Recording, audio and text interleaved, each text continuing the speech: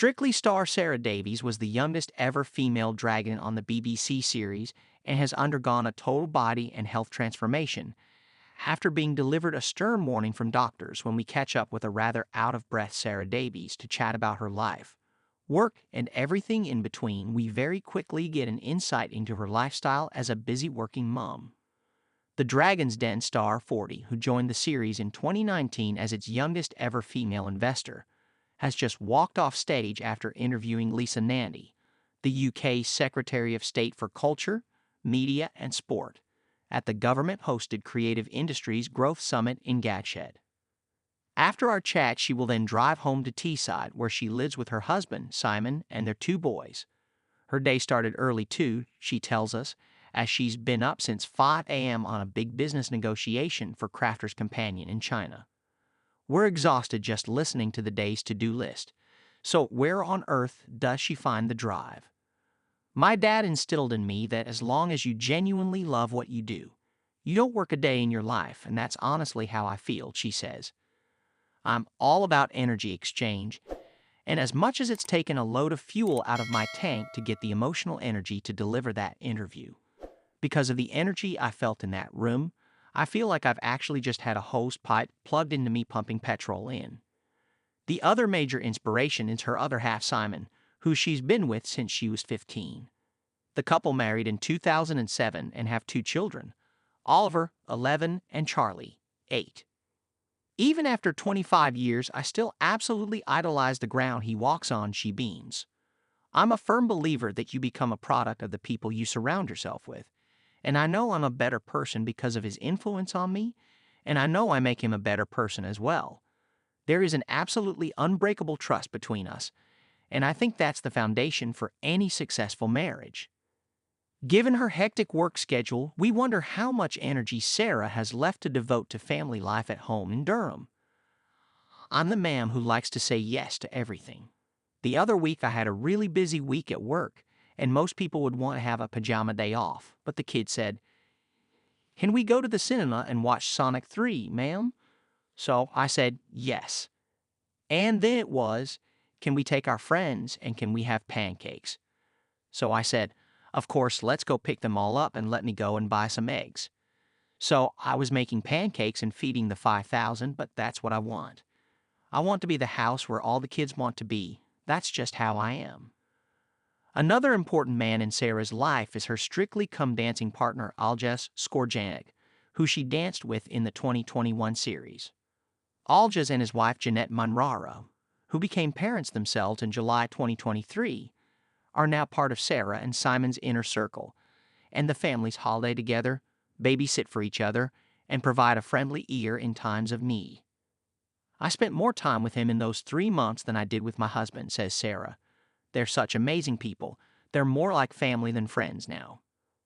Sara has undergone something of a physical transformation since her Strictly journey, and has lost upwards of 1/3 thanks to a new appreciation of exercise, and is now a really happy size 14. The number on the scales, however, is irrelevant to her. I had gestational diabetes in both my pregnancies, and as I was leaving the hospital, the nurse told me, "If you don't get a handle on your weight, you will have type 2 diabetes in 10 years. Every year since I've had my blood glucose levels checked, and every year I've seen that number creep up and up towards the pre-diabetic area. Then 2 years ago, the doctor told me, "This is getting a little bit out of hand. By this time next year, you'll be pre-diabetic." It was the kick up the bum I needed.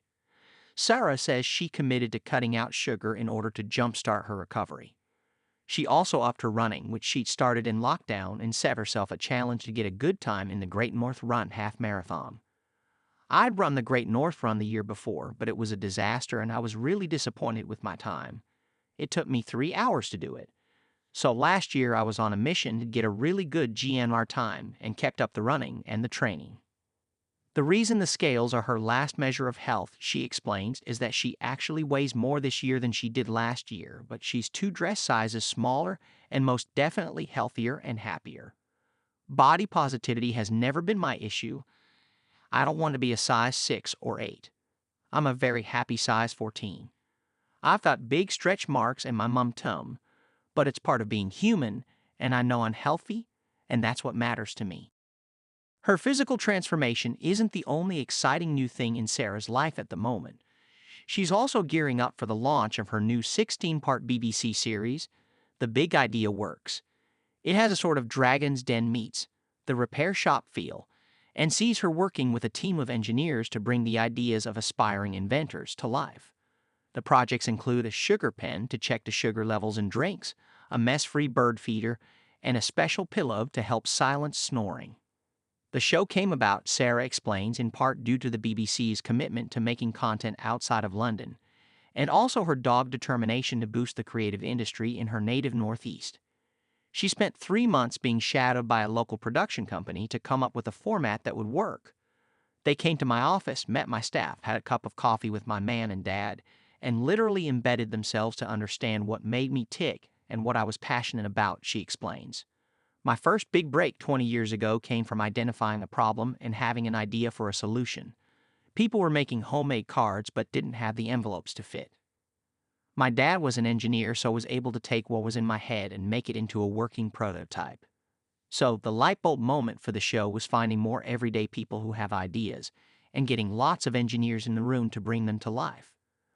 Sarah's pride in the series, which was filmed in the region and staffed by local talent, comes mostly from the 30, 40 people who got a job as a result of us making the show. She says, "Our head cameraman said to me one day, I was a bit late this morning because I dropped the kids off at school. I haven't been able to do that for months because I've been away working. I can't tell you what it means to be able to do a job in the Northeast. So I'm desperate to make the show such a smash hit that it goes on to be recommissioned. That's what drives me. The other plus for Sara is that she doesn't have to shatter anyone's dreams. When I have to say, I don't think this is commercially viable on Dragon's Den and they look crestfallen, it's devastating. So it's lovely on this show that I never have to do that.